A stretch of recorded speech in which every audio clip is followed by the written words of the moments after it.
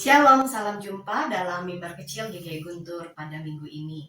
Bagaimana kabar Bapak Ibu Saudara? Saya berharap kita semua dalam kondisi sehat dan juga penuh dengan sukacita. Saya yakin kita semua berharap di awal tahun ini segala rencana dalam hidup kita sepanjang tahun baru ini, tahun 2026 ini akan berjalan dengan baik. Akan tetapi, kadangkala juga kita tidak bisa menutup mata kalau tidak semua berlangsung dengan baik-baik saja. Bahkan mungkin di awal tahun ini ada orang-orang yang sudah merasakan kegagalan. Ada yang merasa gagal untuk menyelesaikan tugas dengan baik. Ada pula yang kehilangan pekerjaan di awal tahun ini.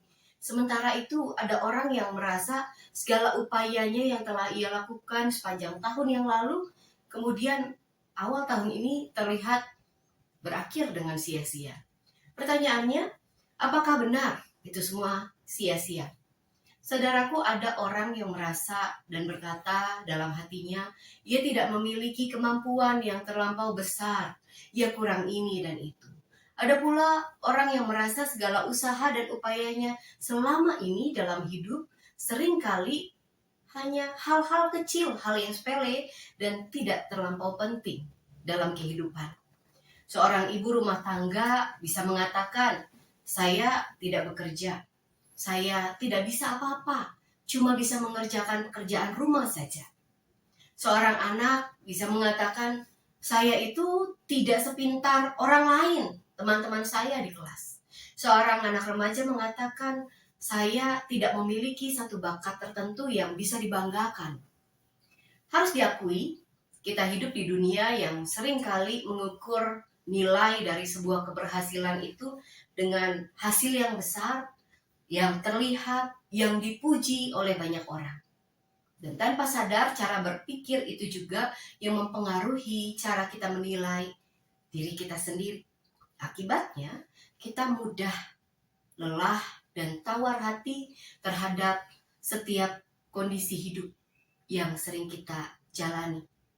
Karena mengalami kegagalan ataupun juga merasa tidak terlampau bernilai. Tetapi Rasul Paulus dalam 1 Korintus 15 ayat 58 mengatakan, karena itu saudara-saudaraku yang terkasih, berdirilah teguh, jangan goyah, dan giatlah selalu dalam pekerjaan Tuhan. Sebab kamu tahu bahwa dalam persekutuan dengan Tuhan, jerih payahmu tidak sia-sia. Orang-orang Korintus hidup dengan anggapan ini. Nilai diri seseorang bergantung pada prestasinya. Mereka menghargai kepandaian untuk berbicara di depan umum.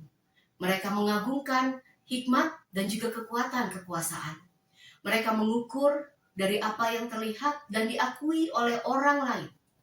Karena itu, di tengah-tengah jemaat juga terbiasa membandingkan diri satu sama lain.